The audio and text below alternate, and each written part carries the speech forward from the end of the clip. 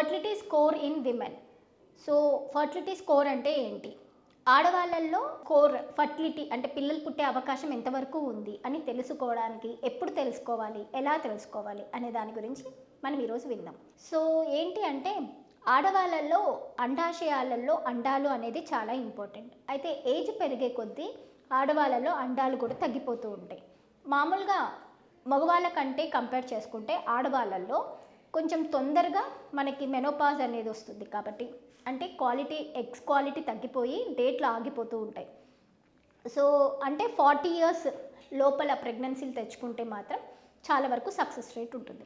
ఇంకొక విషయం ఏంటి అంటే యాక్చువల్గా మనకి వెస్ట్రన్ కంట్రీస్కి కంపేర్ చేసుకుంటే మన కంట్రీలో, మన ఇండియాలో 30 నుంచి 35, 36 సంవత్సరాల లోపలనే ప్రెగ్నెన్సీలు తెచ్చుకోవడం వల్ల అంటే తొందరగా తెచ్చుకుంటేనే మంచిది అనమాట. ఎగ్ కౌంట్ ఇంకా కొంచెం తొందరగా తగ్గిపోతుంది. ఇంకోటి మనం తీసుకునే ఫుడ్, మనకున్న స్ట్రెస్, తర్వాత మనం యూస్ చేసే ఆయిల్ అనేది కూడా మన ఆహారంలో యూస్ చేసే ఆయిల్ అవన్నీ మన ఎగ్స్ క్వాలిటీ పైన చాలా వరకు ఎఫెక్ట్ చూపిస్తుంది. ఇంకొకటి ఏంటి అంటే ఈ మధ్య కాలంలో మన ఇండియాలో కూడా పెళ్ళిళ్ళు కూడా చదువుకోవడానికి సెటిల్ అవ్వాలి అని చాలా వరకు డిలే అవుతుంది. ఒకవేళ అమ్మాయిలలో త్వరగా పెళ్ళి అయినా కానీ అబ్బాయిలు సెటిల్ అవ్వడానికి కష్టం అవుతుంది అని చెప్పేసి ప్రెగ్నెన్సీలు డిలే చేస్తున్నారు.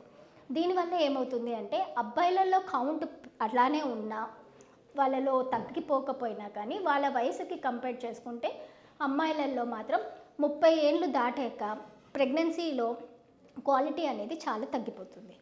సో అలాంటి సిచ్యువేషన్స్లలో మనం ఎలాంటి జాగ్రత్తలు తీసుకోవాలి అని అనుకుంటే ఫస్ట్ వైఫ్ అండ్ హస్బెండ్ ముందు డిసైడ్ అయ్యి ప్రెగ్నెన్సీ ప్లాన్ చేసుకునే ముందర మనకు ఆడవాళ్ళల్లో ఏఎంహెచ్ టెస్ట్ ఎలా ఉంది, యాంట్రల్ ఫాలికల్ కౌంట్ అంటే ఏంటి అనేది గైనకాలజిస్ట్ని సంప్రదించి తెలుసుకోవచ్చు.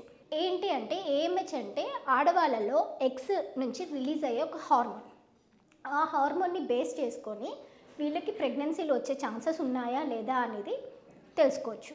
అలానే యాంట్రల్ ఫాలికల్ కౌంట్ అంటే ఎగ్ కౌంట్ అనమాట.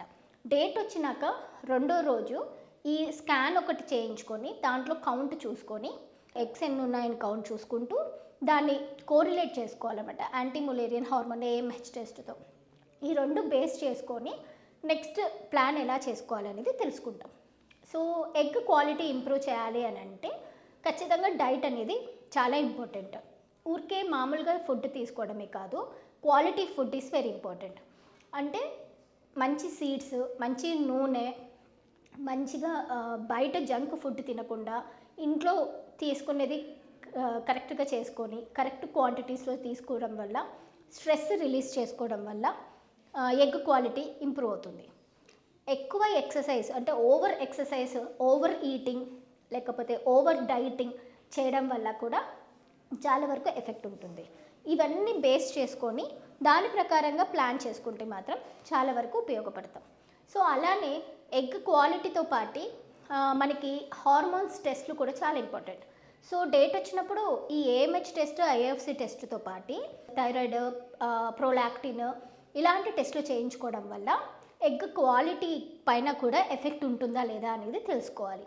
ఇవన్నీ కరెక్ట్ చేసుకుంటే అంటే వాళ్ళలో కొంతమందికి పేరెంట్స్ నుంచి వచ్చే జెనెటిక్ డిసీజెస్ ఉంటాయి. అంటే డయాబెటీస్ ఉంటుంది, వేరే ఎస్ఎల్ఈ అట్లాంటివి డిసీజెస్ అనేది ఉంటాయి. అలాంటివి ఏమన్నా ఉన్నాయా అనేది ముందుగానే తెలిస్తే దాన్ని కరెక్ట్ చేసుకుంటే ప్రెగ్నెన్సీస్కి ఇంప్రూవ్ అవుతుంది. ఇంకా వీళ్ళల్లో ఏంటి అంటే ఎగ్ క్వాలిటీ ఇంప్రూవ్ అవ్వడానికి ఫుడ్ ఎలా ఉంటుందో స్లీప్ అనేది కూడా కనీసం ఒక 7 hours, 6 to 7 hours మంచి డీప్ స్లీప్ అయితే బాగుంటుంది. సో ఇలాంటివి జాగ్రత్తలు తీసుకొని నెక్స్ట్ స్టెప్ తీసుకునే ముందర కన్సల్ట్ అవుతే మాత్రం చాలా వరకు సక్సెస్ అవుతుంది. Thank you.